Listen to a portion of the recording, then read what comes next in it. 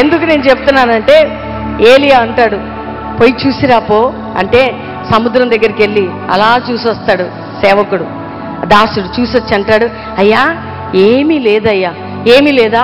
అయ్యో ఆహాబ్రా చంపేస్తాడేమో అన్నాడా ఏలియా? నేను ఏమీ లేనప్పుడే చెప్పాను కదా దేవుడా, వద్దయ్యా, ఇక ఆయన నన్ను చంపుతాడేమో అనలే. ఒక్కసారి వెళ్ళి చూశాక ఏమీ కనబడలేదండి. అయితే మళ్ళా మోకాళ్ళ మధ్య తలబెట్టి తన దేవునితో ప్రార్థన చేస్తూ ఉన్నాడు. మరలా ప్రార్థన చేస్తున్నాడు. రెండోసారి అన్నాడు, ఈసారి వెళ్ళి చూసిరాపో. అట్లా 7 సార్లు చూసినప్పుడు 7వసారి ఎంత కనపడిందంటే ఆ సముద్రం మీద చెయ్యంత మేఘం మాత్రమే కనపడ్డదండి. ఎంత కనపడ్డది చెప్పండి? చెయ్యంత మేఘము. చూడండి, ప్రవక్త ప్రార్థన చేస్తుంటే ఈ మధ్యలో పోయి చూసి రమ్మని వాడికి ఎంత విసుకొస్తుందండి. ఊకే అంటున్నాడు, చూసిరాపో అంటున్నాడు. అయ్యా ఏం కనబడట్లేదయ్యా అంటున్నాడు ఆ పనివాడు. చూసిరాపో, మళ్ళీ మోకాళ్ళ మధ్య తలబెడుతున్నాడు. అంటే మనం విసుకక ప్రార్థన చెయ్యాలి దేవుని బిడ్డలారా. ఎలా ప్రార్థన చేయాలండి చెప్పండి? నీ భర్త మారట్లేదమ్మా, ప్రార్థన చేస్తున్నావు. నీ భార్య నీ దగ్గరికి రావట్లేదా బ్రదర్, ప్రార్థన చేస్తున్నావు. నీ అప్పులు పోవట్లేదా, నువ్వు ప్రార్థన చేస్తున్నావు. మాంత్రిక శక్తులు దినదినము నిన్ను పీడిస్తున్నాయా, ప్రార్థన చేస్తున్నావు. కానీ నీ మోకాళ్ళ మధ్యలో పెట్టుకున్న తలని నువ్వు లేపొద్దు, కానీ నువ్వు ప్రార్థన చేస్తూనే ఉండు. చెయ్యంత మేఘము కనబడబోతుంది. నీ బిజినెస్లో లాస్ అవుతున్నావు, ప్రార్థన చేస్తున్నావు, కానీ లాస్ అవుతున్నావు. బిజినెస్ ఆపేయాలనుకుంటున్నావా? నువ్వు చూడండి, ఏలియా కానీ ప్రార్థన ఆపితే ఆ చెయ్యంత మేఘము కుంభవర్షాన్ని కుమ్మరింపజేసేది కాదు దేవుని బిడ్డలారా. చూడండి, వెళ్తున్నాడు వస్తున్నాడు, వెళ్తున్నాడు వస్తున్నాడు, ప్రార్థన చేస్తున్నాడు, కానీ ఏమీ కనబడట్లేదండి. కానీ ఏలియాకి ఏం వినబడిందంటే, ఈ చెయ్యంత మేఘం ఆకాశము కుంభవృష్టి కలుగు చేయబోతున్నానని ఏలియా ఒక్కడే విన్నాడండి ఆ స్వరం. చూడండి, దేవుడు మాతో ప్రార్థనలో ఉన్నప్పుడే ఆ అడవిలో చెప్పాడు, ఇదిగో నువ్వు లేవబోతున్నావు. అది ఏ విధంగా నేను చేయబోతున్నానంటే, ఈ చిన్ని అడవిలో కనబడుతున్న ఈ చెయ్యంత మేఘం ఆంధ్రప్రదేశ్లో, భారతదేశంలో, యావత్ ప్రపంచంలో కుంభవృష్టి నీ ద్వారా కుమ్మరింప చేయబోతున్నాను. ఆ మాట్లాడిన దేవుని స్వరం మాకు తెలుసు కాబట్టి రూపాయి పాతి పెట్టినప్పుడు మా చుట్టుపక్కల ఉన్న వాళ్ళందరూ నవ్వారు. కానీ దేవుని బిడ్డలారా, మేము సొంతం చేసుకున్నాం దాన్ని. దేవుడు మమ్మల్ని ఆశీర్వదించాడు. ఇప్పుడు కూడా మేము అదే విశ్వాసం మా జీవితంలో, అదే ఫెయిత్తో మేము ముందుకు సాగుతున్నాం.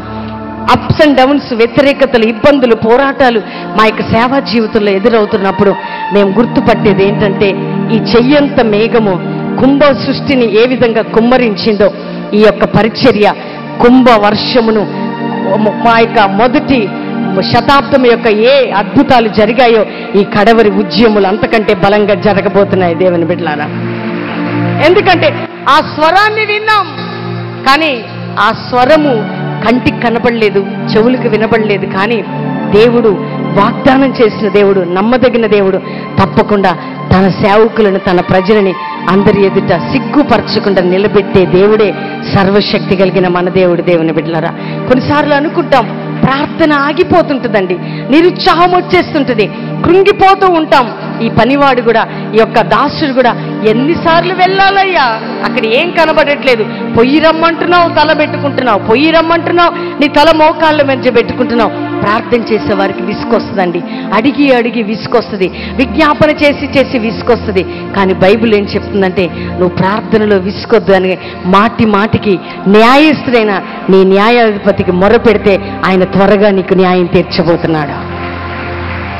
ప్రార్థన ఆపేసిన వారు ఇక్కడ ఎవరైనా ఉంటే, మీ ప్రార్థనలో విజయం రావట్లేదని ఆగిపోయిన ఎవరైనా ఉంటే, ఈ రాత్రి మీరు దయచేసి ప్రభుతో పేరిట మీకు మనవి చేస్తున్నాను, నువ్వు ప్రార్థన చేస్తూ ఉండగా దేవుడు నీ ద్వారా కదలబోతున్నాడు సహోదరి.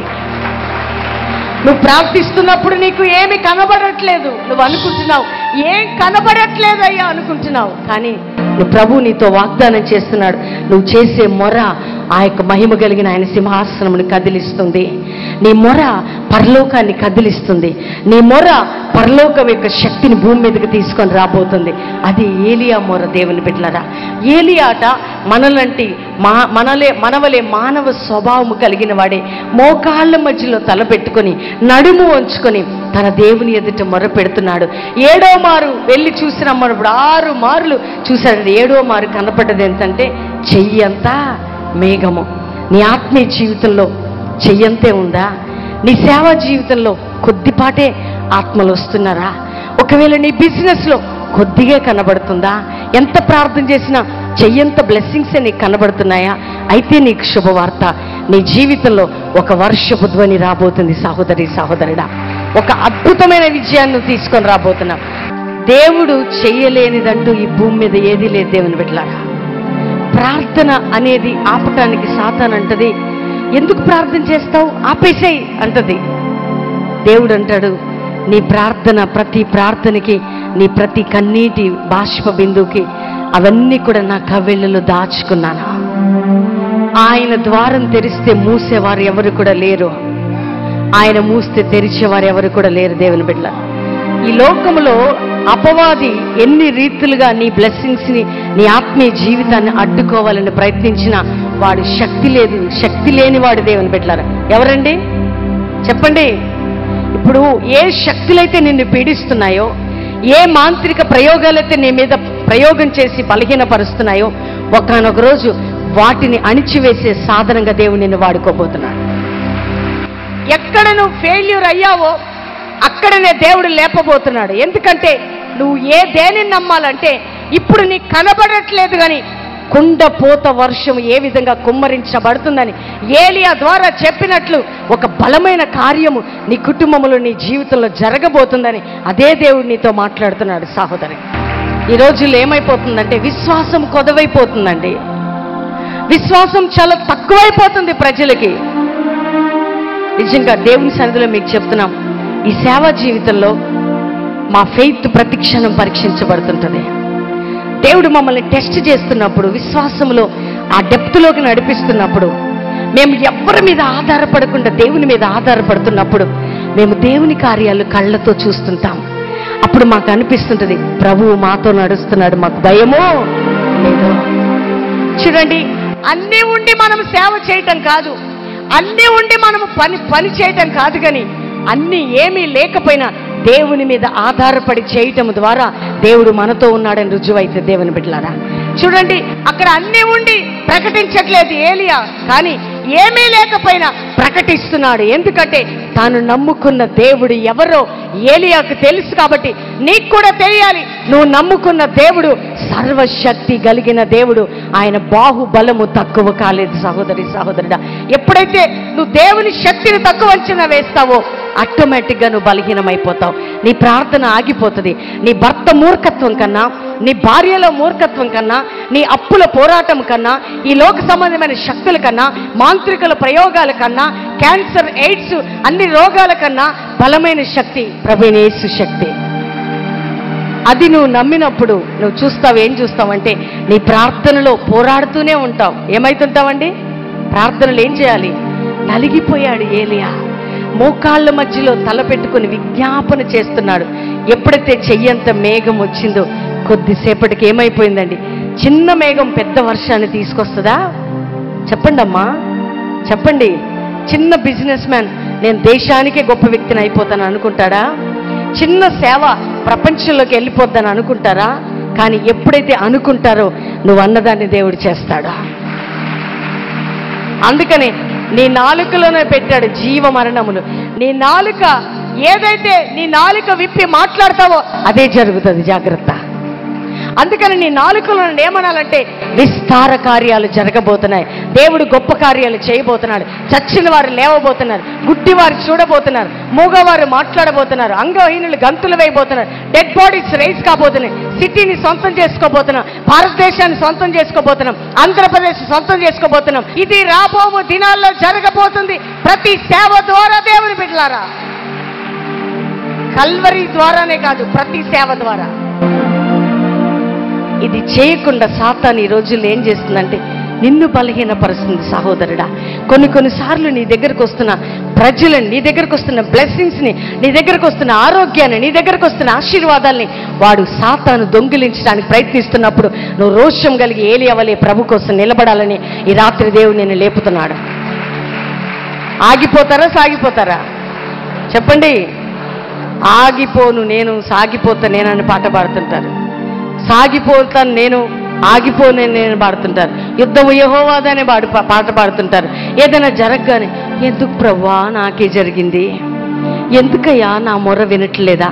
మొర వినను అనేది బైబిల్లో ఉంటే చెప్పండి ఎక్కడుందో. ఈ రాత్రి దేవుడు అంటున్నాడు, నువ్వు నాకు మొర పెట్టు, నీ మొర విని కార్యం చేయడానికి నేను రెడీగా ఉన్నాను, నేను సిద్ధంగా ఉన్నాను. నువ్వు చూడండి, అన్యాయస్తుల న్యాయాధిపతి దగ్గరికి ఒక విధవరాలు వస్తే ఆమెకు భయపడి న్యాయం తీర్చాడే మన న్యాయస్తుల న్యాయాధిపతి అట. దీవారాత్రములు ఆయన సన్నిధిలో కన్నీరు కారుస్తూ ప్రార్థన చేస్తున్న తన ప్రజల పక్షంలో న్యాయం తీర్చడా? తప్పక తీరుస్తాడని చెప్పండి. 20 సంవత్సరాల పిల్లలు లేరా? 25 సంవత్సరాల పిల్లలు లేరా? ఒకవేళ సంవత్సరాలు నీ కుటుంబంలో ఆశీర్వాదం లేదా? నువ్వు సంవత్సరాల తరబడి మొర పెడుతున్న విజయాన్ని చూడలేకపోతున్నావా? 90 సంవత్సరాలు 100 సంవత్సరాలు అబ్రహాము శారా గర్భాన్ని తెరిచిన దేవుడు ఈ రాత్రి నీ జీవితంలో కూడా అదే కార్యాన్ని చేయబోతున్నాడు. అందుకనే అంటాడండి, అబ్రహాముకి ప్రత్యక్షమై 17వ అధ్యాయంలో అంటాడు, నేను సర్వశక్తి కలిగిన దేవుడను. ఏ దేవుడైనా? అందరు చెప్పండి. అబ్రహామా నీకు 100 సంవత్సరాలు, నీ భార్యకి 90 సంవత్సరాలు. మీరిద్దరికి పిల్లలు పుట్టే అవకాశం మెడికల్ సైన్స్ ప్రకారం లేదు, ఎందుకంటే స్త్రీ ధర్మము ఉడిగిపోయింది. కానీ నేను సర్వశక్తి కలిగిన దేవుడిని కాబట్టి సృష్టికి విరోధంగా చేస్తాను నేను, అంతే. నా బలము, నా శక్తి ఏంటో నీ ద్వారా చూపించడానికి 100 సంవత్సరాలు బిడ్డలు లేకుండా చేసింది నేనే. ఆశీర్వాదాన్ని ఆపాడండి. అందుకని శారా, స్త్రీలు తొందరపడతారు కదా కదండి. ఇక ఎట్లా నాకు పుట్టరు కానీ ఇక పని మనిషితో ఉండయ్యా, నీకు ఏదో విధంగా ఆమె ద్వారానన్నా ఆమెనన్నా చేసుకో, పిల్లలు పుడతారు. ఎందుకంటే మన చూడండి, దేవుని ప్రణాళికకి అడ్డుపడిందండి. కానీ ఆమె అడ్డుపడినా కానీ ఇస్సాకుని భూమి మీదకి తీసుకొని రావటానికి దేవుడు రోషం కలిగిన వాడిగా లేచాడు. ఈ రాత్రి నీ బ్లెస్సింగ్స్ ఎవరు అడ్డుపడుతున్నారమ్మా? నీ ఆశీర్వాదాలకి ఏమడ్డుపడుతున్నాయి? ఏది అడ్డుపడినా నువ్వు ప్రార్థన చేస్తూ ఉంటే ఎన్ని సంవత్సరాలు దాచబడిన బ్లెస్సింగ్ అయినా దేవాతి దేవుడు నీ యొద్దకు తీసుకొని రాబోతున్నాడు. ఎందుకంటే ఆయన సర్వశక్తి కలిగిన దేవుడు. ఏ దేవుడు చెప్పాలా? అందరం 2 చేతులు పైకే చెప్తాం, మన దేవుడు సర్వశక్తి కలిగిన దేవుడు. చెప్పాలి గట్టిగా, మన దేవుడు సర్వశక్తి కలిగిన దేవుడు. ఆయన దేవునికి స్తోత్రం. ఈ రాత్రి దేవుని బిడ్డలారా, ఏలియా ప్రార్థనలో కనబడింది చెయ్యంత మేఘం, తర్వాత వచ్చింది విస్తారమైన వర్షం. ఆ వర్షంలో ఈవెన్ ఆహాబు రథం కూడా ముందుగానే వెళ్ళడానికి చాలా కష్టపడ్డాడట. కానీ ఆహాబు రథం కంటే ఏలియా ముందుగా పరిగెత్తడానికి యెహోవా హస్తము ఏలియాపై ఉంది. అదే హస్తం మనందరిపై ఉంది. దేవుని బిడ్డలారా, ఈ లోకంలో మనకంటే ఎంతమంది ముందుగా పరిగెత్తినా మనతో ఉన్న దేవుడు అందరికంటే ముందుగా మనల్ని పరిగెత్తే శక్తి కలిగిన వారిగా దేవుడు తయారు చేయబోతున్నాడు. అలాంటి గొప్ప దేవుణ్ణి కలిగి ఉన్నాం. పిల్లలు లేరని బాధపడుతున్నావా? అప్పుల పాలయ్యానని బాధపడుతున్నావా? సేవ పెరగట్లేదని బాధపడుతున్నావా? ఆత్మీయ అభివృద్ధి లేదని బాధపడుతున్నావా? కార్యాలు జరగట్లేదని బాధపడుతున్నావా? అయ్యో నేను ఆగిపోయానని బాధపడుతున్నావా? ప్రభు అంటున్నాడు, నువ్వు మోకాళ్ళ మధ్య ఏలియా తలపెట్టుకుని ప్రార్థన చేసినట్టు నీ ప్రార్థనలో ఆగిపోకుండా సాగిపో. కానీ ఆ సాగిపోతున్న టైంలో చెయ్యంత మేఘం కనబడుతుంది, కానీ కడవరి ఉద్యమం లేవబోతుంది. నీ ద్వారా గొప్ప బ్లెస్సింగ్స్ రాబోతున్నాయి. దేవుడు అట్టి కార్యాన్ని చేయటానికి సిద్ధపడుతుండగా అందరం